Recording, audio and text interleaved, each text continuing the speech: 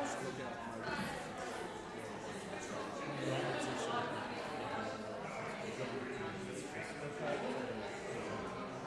well, I know one of your guys over there, John. So it's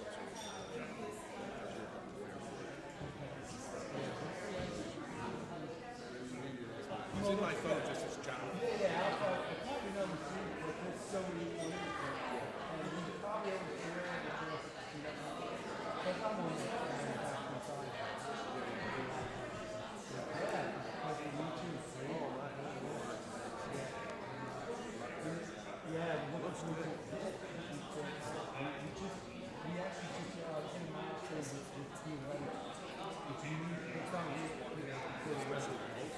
yeah. We had really good weather in October. It's really good for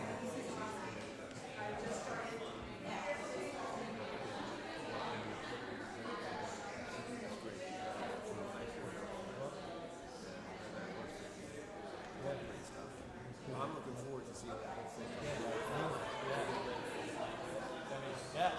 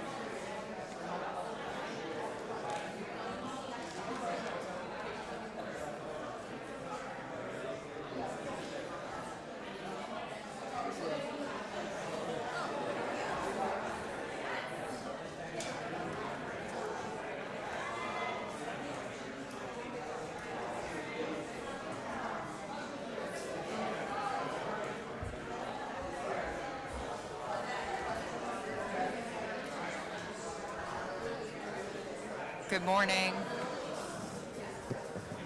I think we're good. No, not at all. Good morning.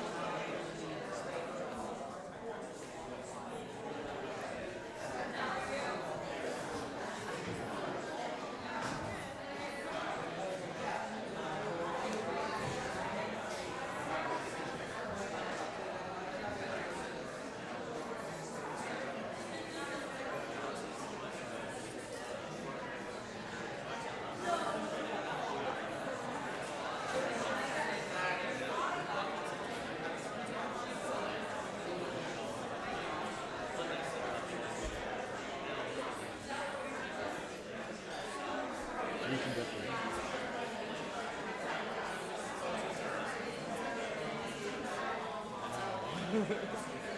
Sorry, my boss though was just like, oh, just wait until they actually.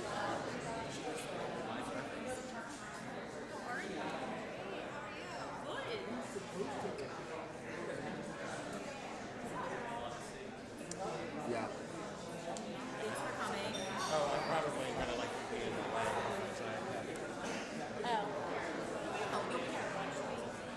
Am I gonna block you if I stand here?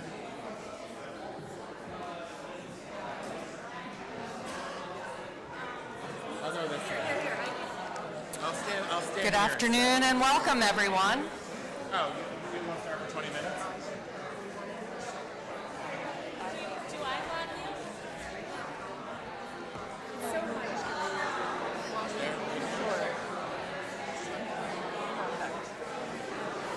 Welcome, everyone. We're going to get started, and there are some seats here in the front. We'd love to have you closer. It's a great turnout. Of course, we are live streaming as well. And thank you all for being here. Welcome to the 2024 Veterans Day Tribute here at Drexel University. This is actually the 70th year of Veterans Day.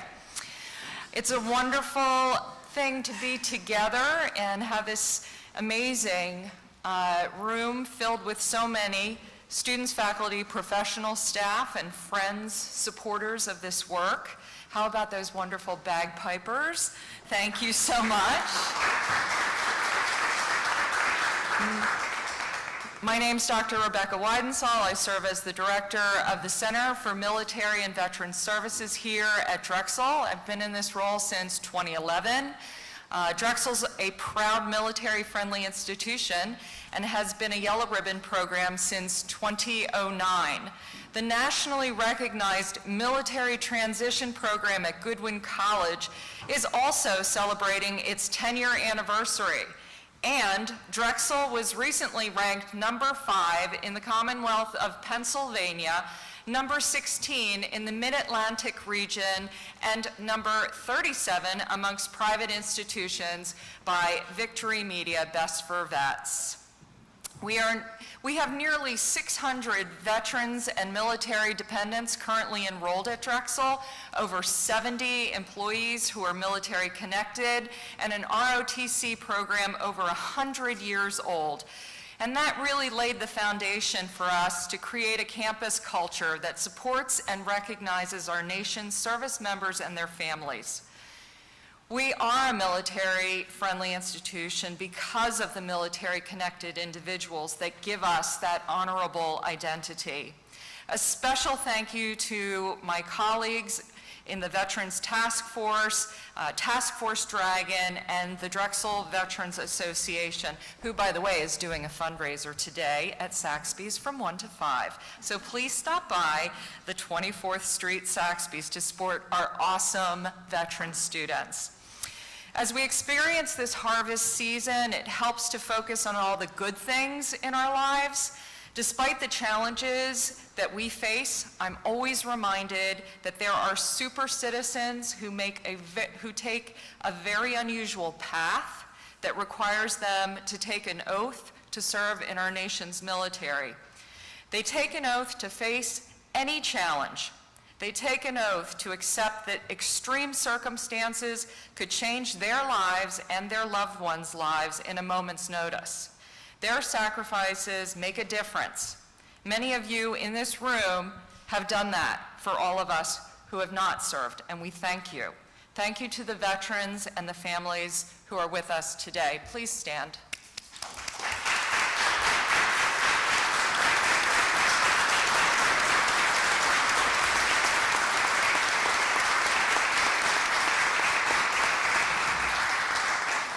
So we have a special program today. I'm grateful to all of you who are participating to make this possible. Most of all, we are incredibly honored to have Major General retired William Matz Jr. and his wife, Alumna Linda, with us today. There is only one word that can describe them, and that is exceptional. Have you ever been asked the question, what advice would you give your younger self? I've thought about that, and my answer would be to surround myself as a younger person as much as possible with folks like Bill and Linda. Unselfish, purpose-driven, talented, humble, generous, brave leaders, parents, friends, patriots, and the list goes on. We really can't wait to learn more from you today. And then there's also Bill's book coming out shortly. So with that said, would everyone please join me in standing? I'd like to invite Caitlin Delengowski to sing our national anthem.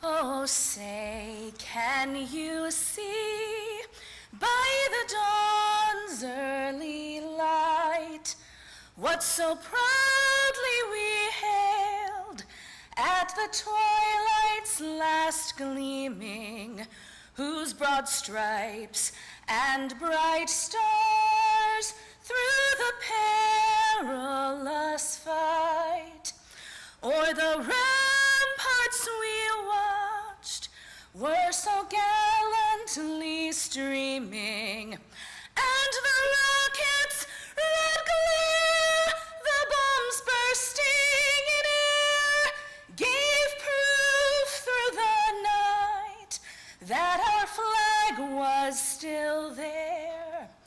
Oh, say does that star-spangled banner yet wave o'er the land of the free and the home of the brave?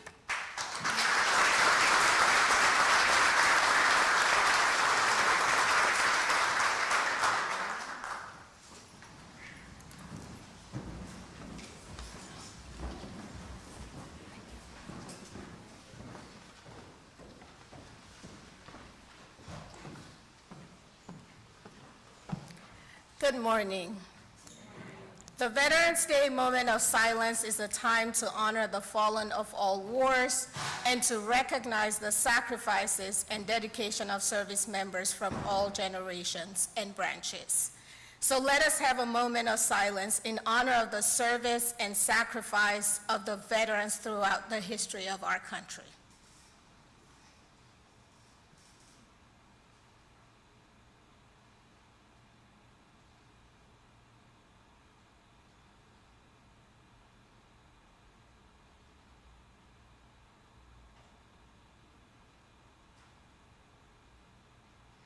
Thank you.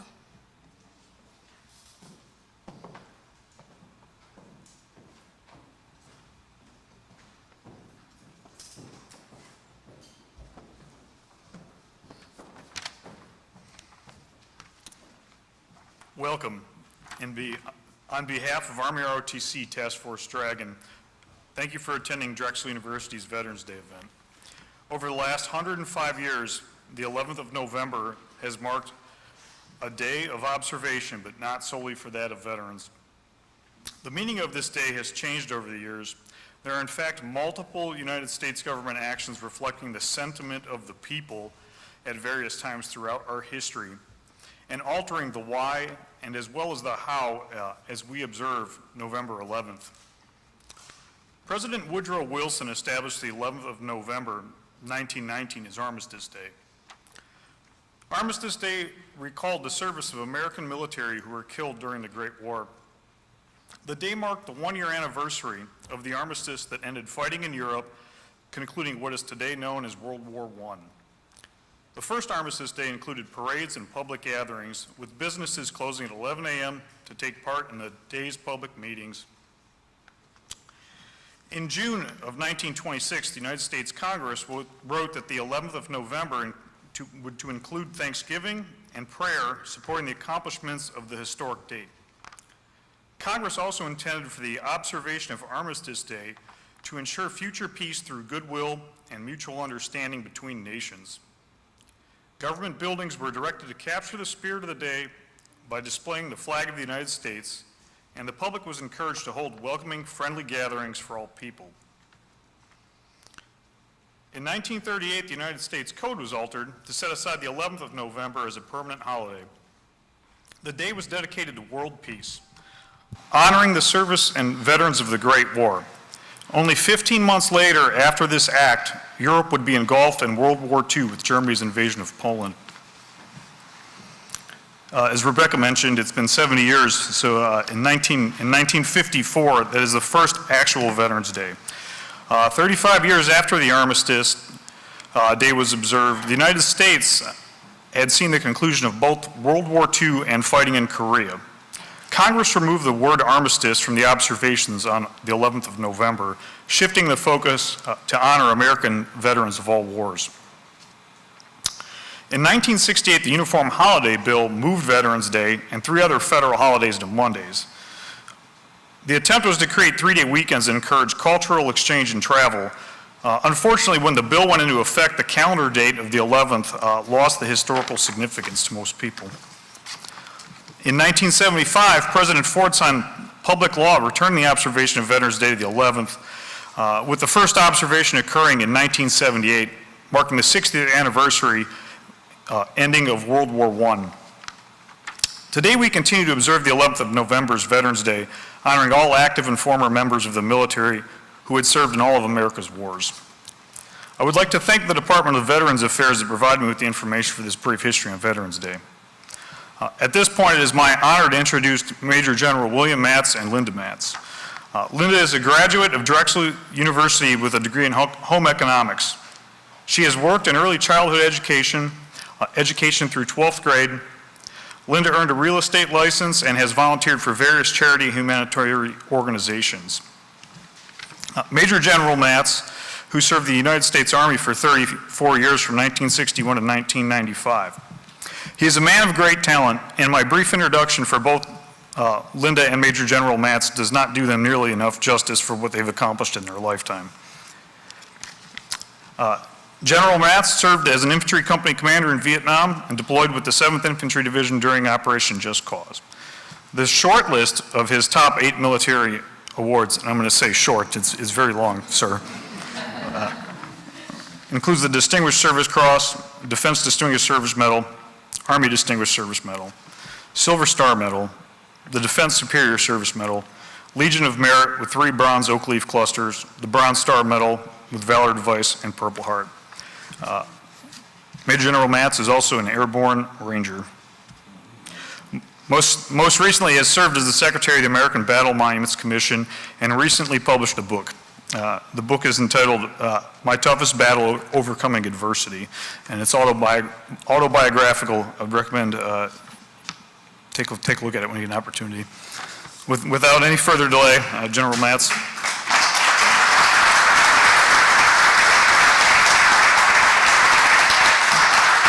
Thank you.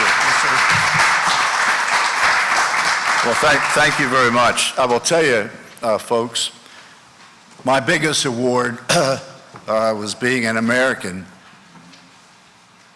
and able to serve folks like you in our country. That's the biggest award I've ever had. But anyway, folks, thank you so much, and Linda and I are delighted to be with you today. And I want to take this opportunity at the outset to thank Dr. Weidensaw. We have known Dr. Weidensaw for a few years now. We have been up here and participated in some ROTC events, et cetera. We also get out, Linda and I also get out to many other colleges. No one takes care of veterans more genuinely and sincerely than Drexel University. Give yourself a hand.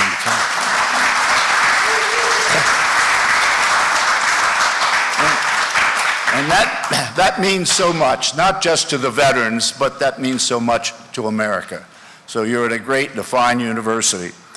Of course, I could tell you many stories. When I was dating Linda, she was here. I was a young lieutenant in the 82nd Airborne Division, and every chance I got, I would drive up in my little Corvette to pick her up and see her, et cetera. I will tell you, folks, the campus has changed quite a bit. But you're going to be hearing a little bit later from the real soldier in the family, and that's Linda, Drexel graduate. But anyway, as Colonel Smigelski mentioned, yeah, I was secretary of the American Battle Monuments Commission. Let me ask you, how many have heard of ABMC? Yeah, and that's the typical audience you get. The American Battle Monuments Commission is a small federal agency that reports directly to the White House. I was in the first Trump administration. I was appointed as secretary. My level of secretary is just under the cabinet levels of secretary. So I was appointed back in 2017 and served through the Trump administration until actually it was the 15th of March when I got the letter from President Biden asking me to leave. So it is a political appointee position, and that's the way it goes. But anyway, for the next few minutes, I'm going to discuss with you and show you what the American Battle Monuments Commission does, et cetera. The one question that some of you ask is, well, how did you get appointed? I didn't know President Trump from Adam, nor did he know me. But on his transition team, as the transition team now is coming together for the next presidency, were two very fine general officers that I'd served with on active duty. One is Keith Kellogg. If you watch the CNN or Fox News, you'll see him every once in a while. He's a military commentator. And the other one is Mike Meese, who is the son of Ed Meese. Ed Meese was the Attorney General for President Reagan. Just try to put it into perspective for you, give it a little bit. Those two guys called me one day. I was totally retired, sitting at home reading the newspaper, and the phone rang that said, Bill, how would you like to serve in the Trump administration? Before I could even answer, the phone was on speaker. Linda was right there. Said, oh, he'd love to serve in the Trump administration. She wanted me out of her space. That's exactly how it went. But anyway, I said, yeah. So they tried to get me into the Department of Defense or the Department of Veterans Affairs. I was not interested in going back to the Pentagon. I had served 7 years there on active duty and didn't want any more of that. And if I accepted a job in the Department of Veterans Affairs, I would have had to cross the Potomac River every day and go into DC and park. And I didn't want that. So anyway, we talked about the American Battle Monuments Commission, a wonderful agency that I knew a little bit about myself, having been a soldier. And I said, how about that job? And they said, yeah, that's not on our radar yet. But anyway, they put my name in. I was vetted, and Trump selected me of the 3 names that were put before him. So that's how I got the job, folks. And I will tell you that this was not a job for me. This was a sacred calling. I'm a soldier. It was a duty. Honoring service and sacrifice really has been the mission of the American Battle Monuments Commission since its establishment. Get the right chart up here. Since its establishment back in 1923. So I appreciate this opportunity to quickly bring the story of it to you. And then I think we'll be followed then by Linda and I sitting down and answering some questions and so forth. The character of a country, folks, can be determined by the way it takes care of its war dead and is a very, very measure of its heart and soul. This quotation is taken from the poem, "The Young Dead Soldiers Do Not Speak." It was written by a World War I veteran and future poet laureate of the United States who lost a brother in the Great War. His name is Archibald MacLeish. So the ABMC commemorates through our cemeteries and monuments worldwide the sacrifice and service of our soldiers that fought in foreign wars. And we do, in fact, give meaning to those who answered the country's call and paid for our freedom with their lives.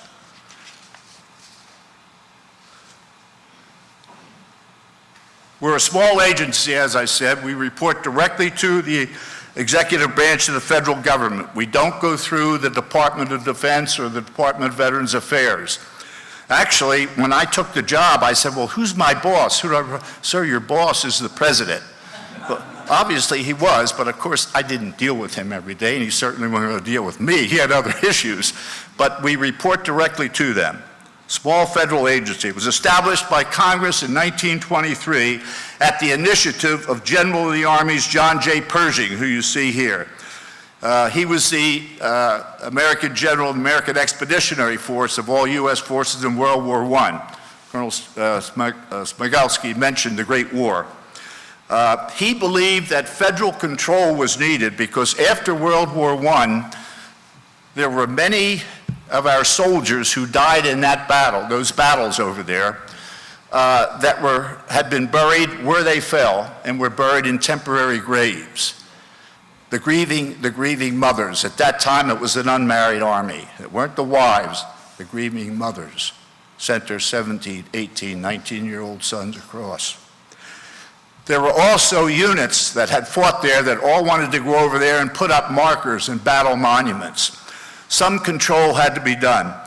So Pershing worked very closely with the president at the time, and Congress established ABMC.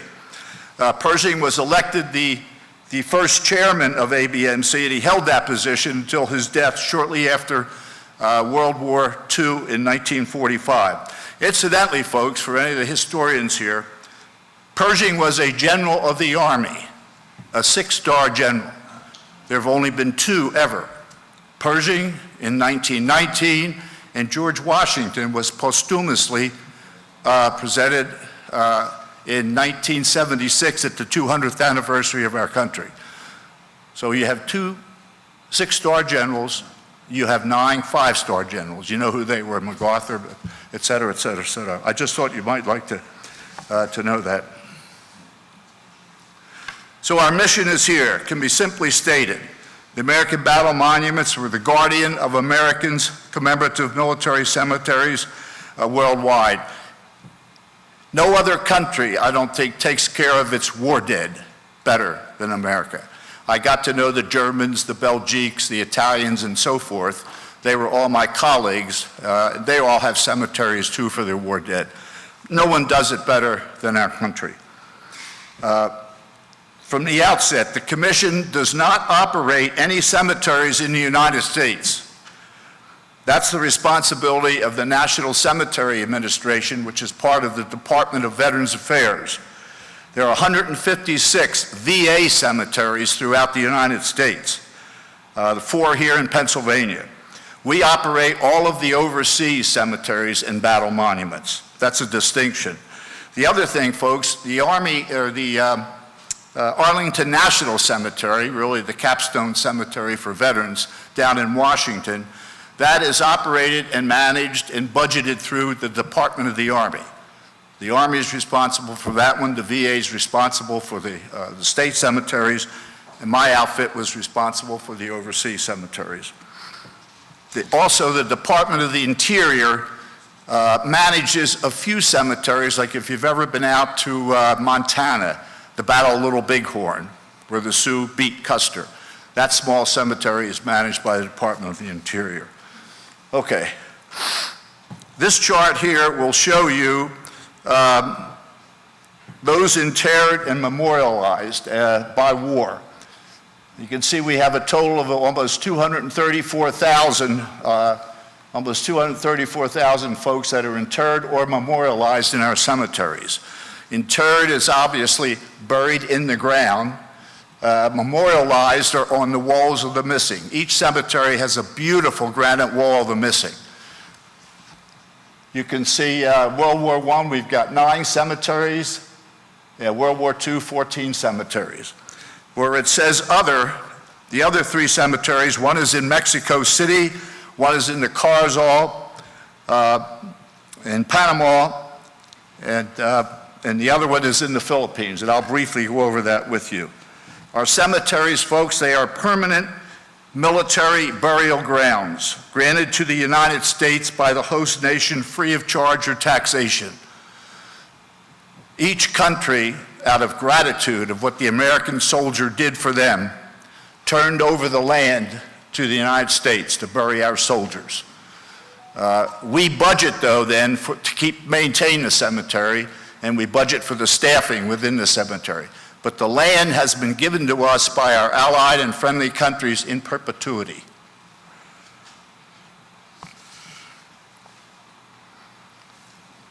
This is an illustration that shows you the span of ABMC cemeteries around the world. What probably might jump out at you, look at France there. Most of the cemeteries, 25, are in France. That's understandable. The 2 wars went through France. They suffered terribly. And Belgium has the next highest number with 6. I also want to mention that we have 4 memorial sites in the United States. One is the East Coast Memorial, which is on the tip of Manhattan. I know you've all been to New York. If you ever get there again, go down to the very tip where you get the Staten Island Ferry. Walk through that beautiful memorial there. It will bring tears to your eyes. That memorial was dedicated 3 weeks before John F. Kennedy was assassinated in '63. He went and dedicated that memorial. We also have a West Coast Memorial, which is right at the Presidio of San Francisco, right adjacent to the Golden Gate Bridge. Then we have the Honolulu Punch Bowl, which is a memorial there on the island of Oahu in Honolulu. And we have Pershing Park in D.C. So I mentioned that because even though we're primarily overseas, we do have 4 memorials here in the United States. Notice, folks, too, we have 2 cemeteries. We have cemeteries in 2 Muslim countries there. Let me go back here.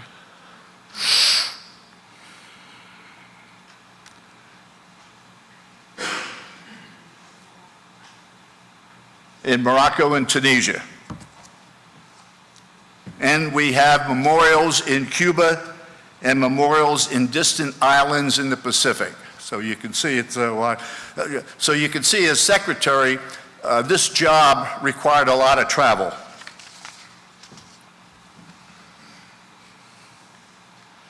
All right, let me take a couple minutes here now to show you a few of the cemeteries so you can really appreciate the absolute dignity and the beauty of these hallowed grounds. Incidentally, the cemetery staffs each have a superintendent. They must be, by congressional law, an American, and an assistant superintendent, which must be an American. All the other staff at our cemeteries, our groundskeepers, our granite cutters, our masons, everyone else must be hired from that host country. So our 2 cemeteries that we have in Italy, all the groundsmen are Italians. The one in Luxembourg, they're Luxembourg, so forth. And I can tell you, folks, the families, they fight to get these jobs, to take care, to work in these American cemeteries. It's generation after generation. So many of the groundskeepers that I met, and I always made it a point when I went out there to meet the guy down there doing the work. He said, "Sir, I'm here. My grandfather did this X number of years ago. My father did it, and now I'm proud to be working for America, taking care of these American soldiers." I think most of you will recognize this. How many have been to Normandy? Okay, this is our flagship cemetery. This is right above the invasion beaches. That's the Normandy beaches that American troops hit on D-Day, 6 June 1944. That beach stretches for 7.5 miles. Here's our cemetery, right above the bluffs. So that cemetery is where many of our soldiers, once they got up over the bluffs, where many of them actually fell and lost their lives. We have what, 9,380 burials there, and we have on the walls of the missing 1,500. That cemetery gets about 3 million visitors a year. Incidentally, all of the cemeteries are free. If you're over there with a cruise line, you take a tour or something, try and get to one of, they're your cemeteries. Try and get to one and walk through. You will never forget it. One little tidbit on the D-Day invasion: 160,000 Allies invaded that day. 73,000 were Americans. They either came across the beach or they jumped inland with the 82nd or 101st Airborne Divisions. This is our cemetery in Cambridge. We have 2 cemeteries in England. Cambridge University dedicated the land for that cemetery. Never charged the United States a cent and never will.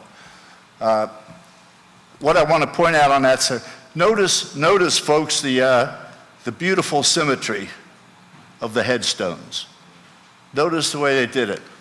That was Pershing's planners back in the 20s when they put these cemeteries together. They put them into concrete beam foundations about 2 feet under the ground so it would maintain perfect symmetry. Most of the American soldiers that are buried here were from the strategic bombing missions that, would leave England and so forth and bomb and so forth. So there's a lot of airmen here as opposed to infantry and folks like that. Also, folks, buried in here is the crew of the USS Reuben James. I've gotten into a little history here for you. The Reuben James was a U.S. destroyer, and it was the first ship that was sunk in World War II. And actually, it was sunk a few months before Roosevelt declared entry into the war.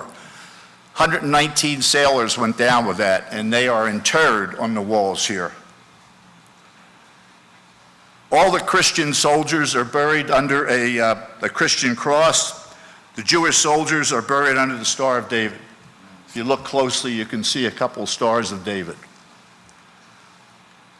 This is our cemetery in Manila, Philippines. Of course, you can see the Manila, the city in the background there. It's a beautiful green, absolutely beautiful oasis in the center of that concrete city of Manila. This is our largest cemetery. Nearly 17,000 Americans are buried there, and 36,000 names are engraved on the walls of the missing. These are, a good many are sailors. And these are the men and women who went down with the ships and the airplanes or who were lost in the jungles of the Pacific and never recovered. So nearly 40% of the missing that we honor at our cemeteries and memorials are honored right here in this cemetery. I got to know the American ambassador there in the Philippines real well when I went over there and visited. And he said, Secretary Matz, when things get bad for me and I have a bad day, I just close the office, don't even tell my staff, walk down the stairwell, walk a half a mile, because the embassy's very close there, and just go over and walk through your beautiful cemetery. It does something to me. This is the Meuse-Argonne American Cemetery. This is representative, folks, of the 9 World War I cemeteries that ABMC maintains. It's the largest cemetery in Europe with more than 14,000 interred. Again, the Meuse-Argonne, folks, this was the largest, deadliest campaign in U.S. military history in terms of casualties, in terms of space, and in terms of what happened. And this is the largest and last campaign where we pushed the Germans out, and of course, we came to Armistice Day that Colonel Spigelski pointed about. The battle ended on 11 November, and it was right along the line, very close to where this cemetery is. Another real quick point here, and I like to bring this out, but if you, right off the, the northeast edge there's a big clump of woods.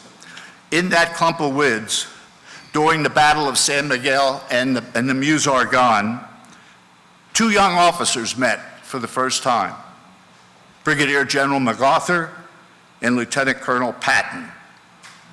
Think of that. And that's the first and only time those two iconic World War II general officers ever met. Patton was wounded shortly thereafter, and a young PFC from Camden, New Jersey, took him into a trench, nursed him that night, and brought him back. Very interesting story. Also on this battle was an extensive use of gas, the chlorine, the sarin, and the mustard gases. So a good many of those American soldiers that are buried there were gassed. Remember, you look at each of those beautiful headstones, but what you got to remember, lying beneath is a face, a soul, a heart.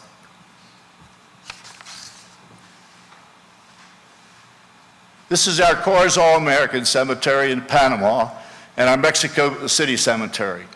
The Corps All Cemetery, there's about 5,500 buried there. We got that cemetery when President Carter in, what was it, the early 1980s turned over the Panama Canal to the Panamanians. And so, of course, the cemetery was there, and we took it over. So there's a number of people that are buried in this cemetery here who were American workers who built the canal back in the early 1900s. So there's wives, children, etc. They're not just soldiers in that cemetery. And that is one of the two cemeteries that's still open for burial. All the other cemeteries that I mentioned, and there are 26, there are 26 cemeteries in 17 countries on 5 continents. So that one is still open for burial. We have 2 Iraqi war veterans buried in there. They were Panamanian, and that's where they wanted to be buried. The Mexico Cemetery is right in the center of Mexico City. It's about 1.5 acres. It's our smallest cemetery. As you see, it showed here. This monument here is a monument to the remains of 750 unidentified American soldiers, primarily most were from the 48th Infantry, who fought during the Mexican-American War. And I will tell you, folks, another interesting story. There's a fence line that goes out. Right at the edge of that fence line and off to the right, there was a young lieutenant that fought in that war, Lieutenant Ulysses Grant. So some of his soldiers are buried right there. Next chart. This is the Clark Veteran Cemetery, and I'm showing you a contrast here. We took this, you may remember when Mount Pinatubo erupted back in the 1990s. We had Clark Air Force Base there. We had to abandon the Air Force Base, but we had an American cemetery there. So that was given to ABMC to care for. And you can see the ash from the Mount Pinatubo eruption that it got up. We had to take each one of those tombstones out and clean them. So if you look on the right here, that shows a clean one. That was quite a job.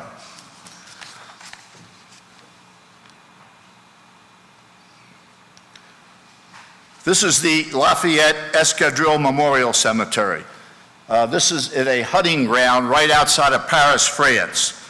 And this was acquired in January 2017. Honored here are Americans' combat aviation pioneers.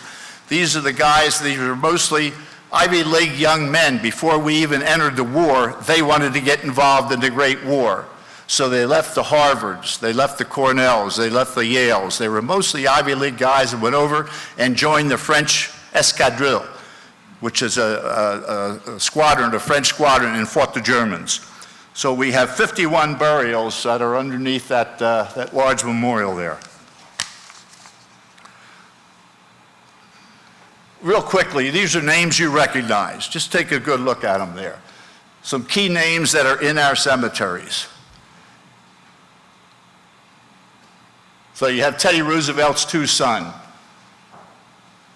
Quentin was shot down in World War I, and Teddy Roosevelt Jr. was killed just a few weeks after he landed on Utah Beach on D-Day. Luxembourg, General Patton's there. Wazane is Joyce Kilmer. I think that I shall never see a poem as lovely as a tree. Manila, the five Sullivan brothers. I think you know about that. Could you imagine the grief on that mother? They were from Iowa. They were all on the USS Juneau. They all went down together. So when the folks came to tell the family what had happened, the story goes, the father answered the screen door and said, "Which one?" All five. Yeah, it chokes you up. Cambridge Cemetery is Joe Kennedy, the older Kennedy brother. There's a real story behind that one, too. They never found him. He was shot down over the English Channel. And, of course, Glenn Miller, the big band guy, was on his way Christmas 1944 to play for American troops in France, and he was shot down. Okay, let's move now to battle monuments, folks. What you just saw are some examples of our beautiful, serene, and national treasures, but the title itself, as I say, are battle monuments. And I just want to walk through a few of the battle monuments to give you an idea what they look. Montsec, Chateau Thierry, there in France on the left-hand side. These are monuments that are larger than the Lincoln Memorial, to give you an idea. And the one on the right is the Honolulu Memorial. These are magnificent monuments, and they all tell the story of the sacrifices of the American soldier. This is the Pointe du Hoc Ranger Monument that was made famous by President Reagan when he gave his speech, The Boys of Pointe du Hoc, and that was during an anniversary of the D-Day invasion, the 40th anniversary. This is the Battle of the Bulge Memorial. During my watch as secretary, we acquired this from the Belgian people. I was very proud that day on 12 December 2020 to be able to sign an agreement on behalf of the American government with the Belgian government for the Battle of the Bulge Memorial. This is the largest battle the United States Army fought in World War II. And this is the National World War I Memorial, which was just really recently dedicated, and that's in the old Pershing Park right in Washington, D.C. So now, finally, the country, after World War I, has a national memorial for the World War I soldiers. You know we have a Vietnam memorial, you know we have a World War II memorial and a Korean memorial. Okay, real quickly, folks. When I took over, I asked the question, how do we maintain our relevance? How does ABMC maintain its relevance going into the 21st century? When ABMC, as I mentioned to you, was first started, it was started as a cemetery and and monuments, so the grieving mothers that you can see here could come over and pay their respects and say goodbye to their son or daughter that they didn't have a chance to. That generation has passed us. I think we need to maintain a relevance. So what we've started is an education story here, a story that will help tell the story of the American Battle Monuments Commission, and that will pass on to the younger generations the sacrifices of our American soldiers. And in doing so, we have established some visitor centers. The first one was 2070 up in the Normandy. During my watch, we dedicated those 3, and we just recently dedicated the Netherlands American Cemetery Visitor Center. Actually, it was 2024, and these are some photos of the visitor centers.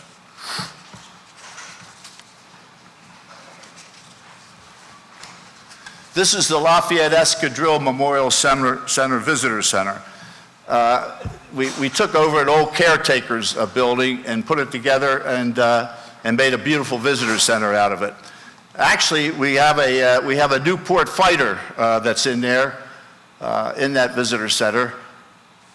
Let me get back here real quickly. You can see it there.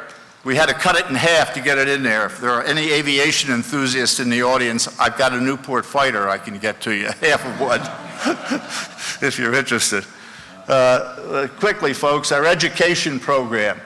We've put together teaching materials, particularly for high school, junior and senior history teachers. And resource packets, and as you say, curriculum guides and things like that. And it's very popular. They come to Washington, they order it, or we get it sent to them. But it tells the history of ABMC, the history of those wars, and the history of the American soldier. Another thing we do is we commemorate. During my tenure as secretary, we had some significant anniversaries. Let me quickly walk through them. In fact, it was this exact time back in 2018 on Veterans Day that I was standing there with President Trump, and he was officiating at the centennial at the end of World War I. That was done in our Suresnes Cemetery in Paris. Then that was followed the next year, 2019, with the 75th anniversary of the D-Day landings. We just went through the 80th. I was secretary during the 75th.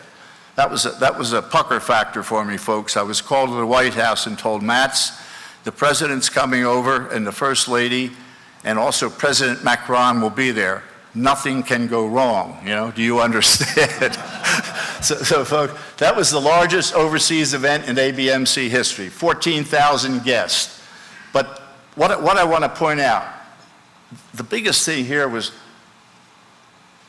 look up behind the president and so forth.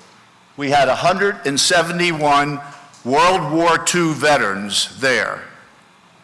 Of that number, 59 actually participated in the D-Day landings on that day. Yeah, 75 years earlier. Think of that. They either came across the beach or they parachuted in with the 82nd and 101st. And that was one of the most seminal moments in my life, to be able to sit there and get to know their stories. My wife and I had the opportunity to come over for that on the Queen Mary II. The Cunard line sponsored that entire sailing for veterans who were coming to that ceremony. And we met 20 or 25 of those guys on the ship. And I'll tell you, my wife can tell you, at night they could dance. They could still dance. Okay, let's keep moving here. And then the last one was the 75th anniversary of the Battle of the Bulge. Again, as I said, the largest World War II fight. You can see our cemetery is illuminated there. That's the Luxembourg Cemetery where General Patton's buried. His grave site is right off to the right here. But the Dutch people go out 2 days ahead of time and set those candles up.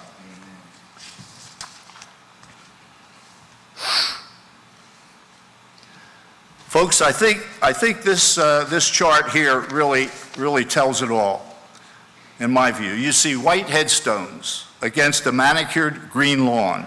It's a sober yet inspiring symbol of the cost of freedom, of the willingness of the American soldier to give all for a common cause. And if you look closely, you'll see among there a small child. It's a child walking among the headstones. It's the future, learning from the past, someday to pass their memories to a child of their own. One photo, in my view, captures the ABMC mission of honoring service and sacrifice and fulfills General Pershing's promise that time will not dim the glory of their deeds. And this is a Memorial Day speech. The words I always like, words cannot measure the depth of their devotion, the purity of their love, the totality of their courage. So folks, that completes my formal presentation here, and I think if there...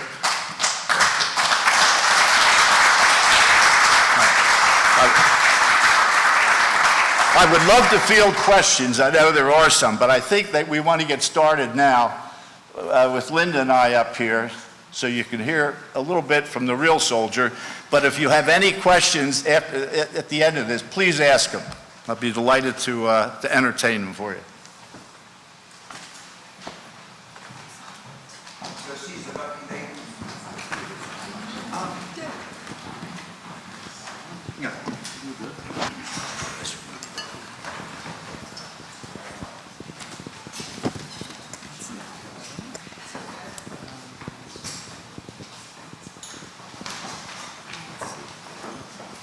Did that work? Hello? All right. Hi, I'm Jonson Miller. I'm a history professor here, and I am honored to be able to participate in this discussion with Linda and Bill Matz on our theme here of when one serves, the whole family serves. And so I'd like to start off with Linda, and just to help us with understanding this theme, what is the role of a commander's spouse in supporting families on a base? Well, I think it has changed over the years. We were married in 1966, so I felt like I went into the Army in 1966. It was a role that I was not really ready for. I just graduated from Drexel. I was wanting to work, and I found out that as a commander's wife that really I had a lot of duties that I had to do. I did take a job, and I worked in that job for just a few weeks, and this is back in the old Army. I found out I was expecting, and I was going to teach kindergarten, and they said, well, that would be a little bit disruptive to the children of kindergarten, so we're going to have someone else take your place. And I had already done my classroom and everything, so it was kind of upsetting, but that's the old Army. And we were there during the old Army with hats, gloves, calling cards, and all of the things that they have gotten rid of now, thank goodness. And it's a new Army. But as a commander's wife, I'm kind of responsible for those in the unit, the wives and the children and the families. And so I tried to get them together. I would entertain them. I would have meetings, informative things. Volunteered at the thrift shop, which I love the thrift shop, and did Red Cross, Army Community Service, and the whole gamut. And I met so many wonderful people, and that was such a joy. And so that was my first experience. And you studied home economics here at Drexel. You got your degree in that. Yes. Did that play a role, or how did you use your education in this role? Well, I cannot even begin to tell you how many window treatments I have done. We've moved 22 times. So I, had to change, and I always felt I was decorating on a dime. And that's why I say I love the thrift shop, because I would go to the thrift shop, find these bargains, come bring them home, paint them, redo them, make them into something else. And then we would move, and we would move into a smaller place. So then I had to get rid of a lot of the things. But I loved it. That was my joy. It gave me the opportunity to redecorate my home every few years. That was a real gem. Yeah. I will tell you, folks, Linda was a home ec. Can you hear me? Yeah. Was a home ec major, and it prepared her well. We still love her sewing machines. Every house we moved to in the Army, they don't give you a choice. They say, Matz, that's where you're living. She would go in there, size it up, make the drapes. Yeah. And so all those home economic skills that she learned, actually her classes were in this building at that time, conveyed to making our life so much easier. I mean, it's tough enough being an Army family, believe me, but she made a home out of every house. And two, this is interesting, the ROTC, we were at Middlebury College. And so they had the graduation, and of course the cadets became officers. And so they had to change their uniform by putting the stripes, down the pants. So Bill came to me, he said, do you think you could do that? I said, sure. He said, I have 41 that's going to be graduating, so I sewed on 41 of the stripes on the pants. We were assigned to Middlebury College, ROTC. So she and another lady So the black officer Yeah. stripes for 41. But anyway, it was fun. I was rewarded by that. I love sewing.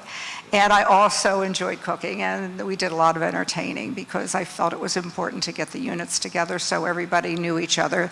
The men were gone so much of the time that it was important that the distaff knew each other. So. And so speaking of that, about men being gone, so you, your children, everybody's family spending a lot of time alone. I think for you, perhaps especially when Bill was in Vietnam. So how did your children or other people's children cope with this great difficulty?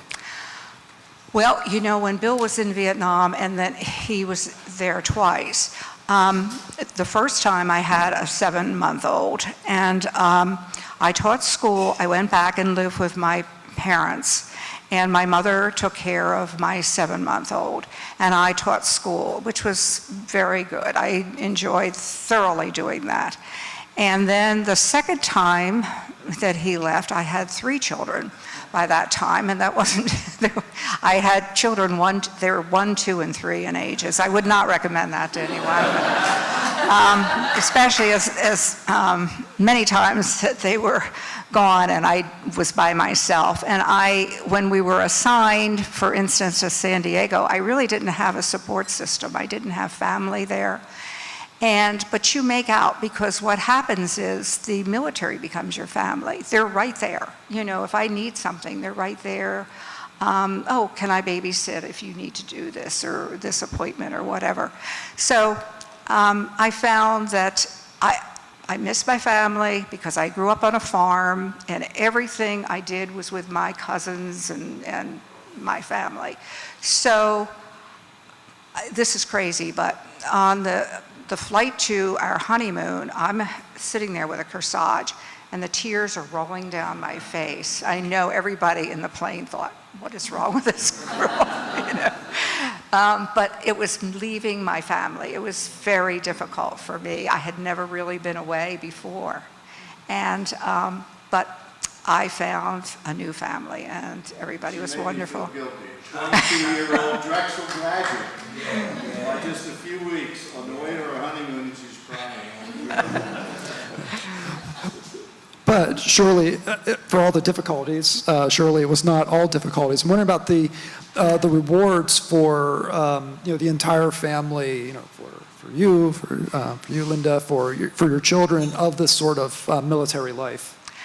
Well, my children, as I say, they're 1, 2, and 3, so they were always had friends. Every time we moved, because they had each other, and they were close in age. And also, they were swimmers, competitive swimmers. So they had practice in the morning and practice at night. They were tired, so they really didn't have that much energy to get into too much trouble. A little bit, and so they were disciplined. The children loved it because they would go and automatically their swim team would become their fraternity or their new friends. And very often there were other friends from another post that were there, so they loved that. We got to go and visit so many places. And Korea, the children lived there and found out how another country lives. They lived in Hawaii, they lived in California, it was just, we had fantastic, in fact, I said to Bill, I said, you know what, we were California, Hawaii, and then Washington, state of Washington, I think you better get out because I think we're going to have some bad assignment to pay for all this. We really had a wonderful assignment, and let me tell you what it is. It's people. It's the people that you meet that make the assignment. It doesn't matter where they are. I just want to have so we have 3 children, and I will tell you folks, because of could you imagine my son was in 3 different high schools? I couldn't imagine that when I grew up. I couldn't have handled it. But it made Army brats, they're called Army brats, the kids, it made them resilient. Their coping skills are very, very good. Our kids can cope with almost anything. I'm not bragging about him, but it was the service and the service life that did that. Has this, has support for families changed since the Vietnam War, when this was new for you? Gotten better, perhaps? Oh, definitely better, yes. And I mean, there's paid people who help out. When I mention ACS, I mean Army Community Service. These people are wonderful. Anytime you need something. I had an incident when Bill was gone where one of our brigade commanders' wives called me and she said, one of our people in our unit, and the men are gone, the chaplain's gone, I don't know what to do, but I think we need to go and visit this person because a man shot his wife. PTSD, or I think he caught her with someone else, but anyway, it was in front of the children. So we went over, I said, oh gosh, let's get something very cuddly for these children. And we went over and we took all the resources that we could, and they were numerous. Even though the men were gone, there were numerous resources, and we took them to the grandmom who was there helping out. And we just gave them our number, please call us, we'll help with anything you need, and get the people, and they were right there helping in every single incident. So that was wonderful. Bill, any changes in support since the Vietnam War? As Linda says, the federal government has poured more resources and dollars into professional help that when we were coming up, Linda was expected to be able to handle all these wives. You know, they all looked up to the commander's wife. But she wasn't trained in psychiatry or those kinds of things. Now, most post camps and stations, they have very good staffs now that graduate from great schools like this, and now they can assist the commander's wives who really still sort of have that responsibility, you know, but you've got more professional help. Oh yeah, you have people backing you up every step of the way. And so, Bill, well, I guess for both of you, you know, looking back over your life and this sort of career, you know, I hate to even ask it, you know, but would this still be your choice, an Army career, and what makes that worth it despite the difficulties? Well, folks, it would clearly be my choice. I miss it to this day. Every soldier here, I bet, misses something about it. Being in the military is a different culture. Think of that, folks. A culture, not a job, or a whole culture. And you have to adapt and like it and enjoy it if you're going to be a lifer, like I was. I went in through the ROTC program. I thought I'd stay 2 years and then get out. But I got in there. I wasn't married yet, footloose and fancy-free. I was in the 82nd Airborne Division. I thought I could tear up the world, but I had a couple of mentors grab me by the butt. And you all know you're in education, mentorship. There's teaching and there's mentorship. I had a couple of mentors grab me, and they saw something in me that I didn't see. They encouraged me to stay in, and I did. And about the same time, I met Linda in Ocean City, New Jersey. And yeah, so no, I would not change a thing. And I still stay in touch with the Army wherever I can help. That way, I do it. I think maybe a fitting question to wrap this up with is, what more do military families need today from the military or even from the country as a whole? Linda? Well, it was interesting because I last year went to hear the Secretary of the Army, which happens to be a female, speak at the, she was excellent, and it was at a luncheon. And she said a lot of things that I don't think other people would know unless you were in her shoes. She had been in those shoes. And she said, we need to retain our military. We've trained them. We've spent a lot of money training them. We're not retaining because of the families. What was happening is they would be moving, and the wife had a career, and she just couldn't give that career up. And it's just not fair. And she was saying that we're going to try with the moves to do more to help all of the spouses, get them jobs, get them places, that they can go and have a career on their own. They deserve that. And so I think I learned a lot from her. I was very happy she was in that position. And it was, would you add anything? Yeah, let me just piggyback on that. When we came up through the Army, and that was the 60s, 70s, 80s, and 90s,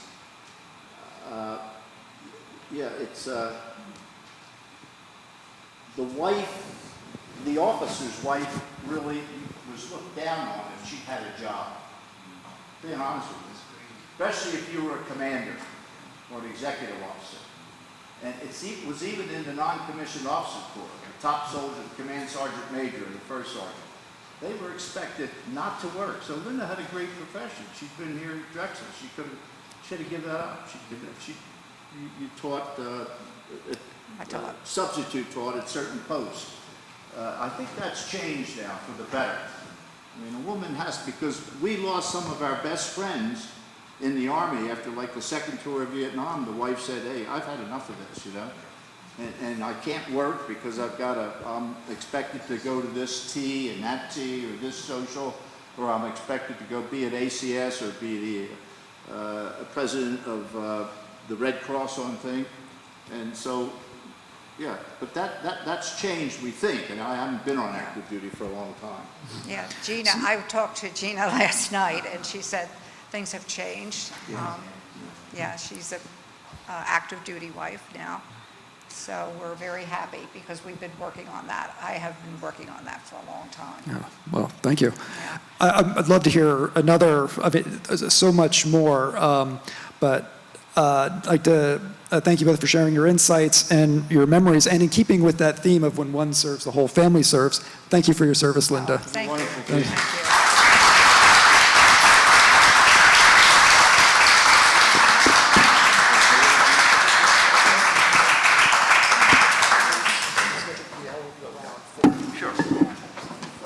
And there are people, Bill and Linda Matz will be around afterwards for more questions and discussion for anybody who would like to talk to them more. Well, good afternoon, and I can probably speak for everyone in the room and how amazing and honored we are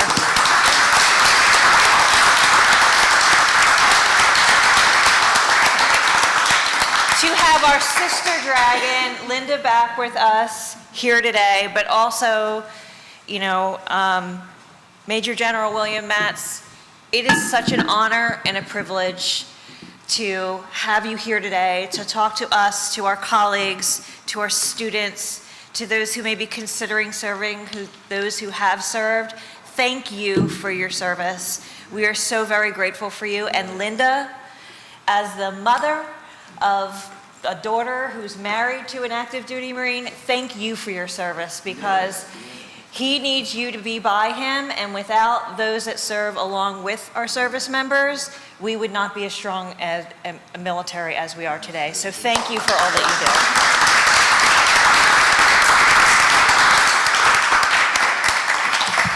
you do. And it doesn't hurt that she's a dragon,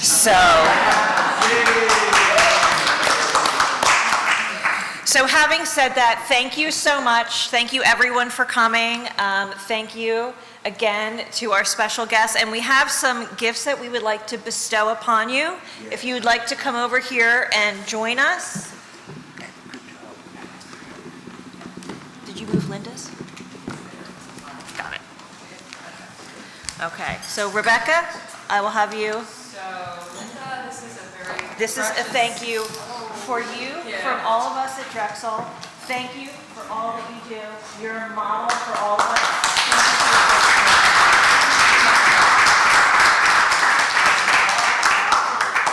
Thank you for your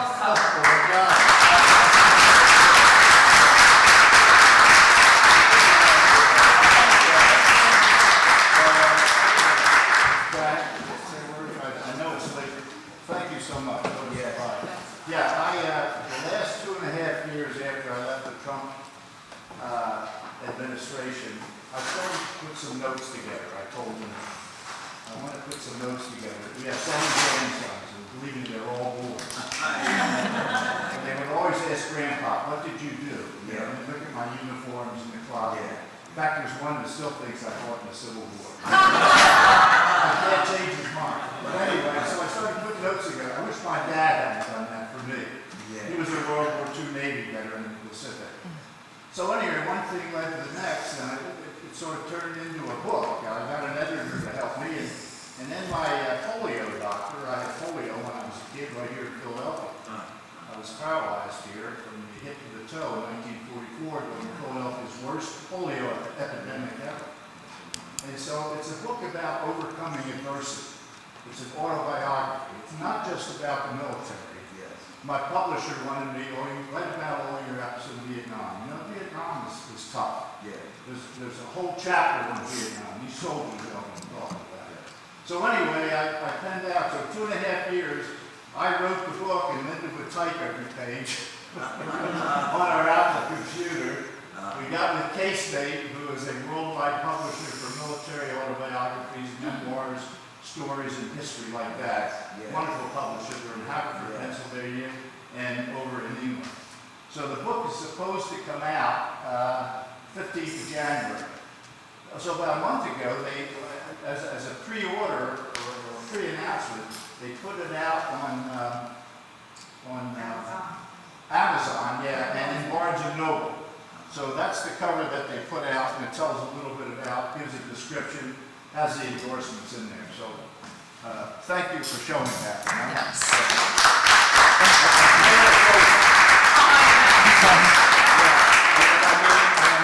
The academics here among you, PhDs and the master's degrees, I have so much respect for you. The two toughest things I ever did, other than soldiering really, was writing my master's thesis at the University of San Diego, and then writing this book. No more writing. Well, thank you all for coming, and happy Veterans Day to everyone. Please make sure that you take some of our wonderful pieces here. We've got notebooks and mugs just to remind us of how fortunate we are to have so many military-connected dragons with us. And thank you so much for being here today. Thank you all.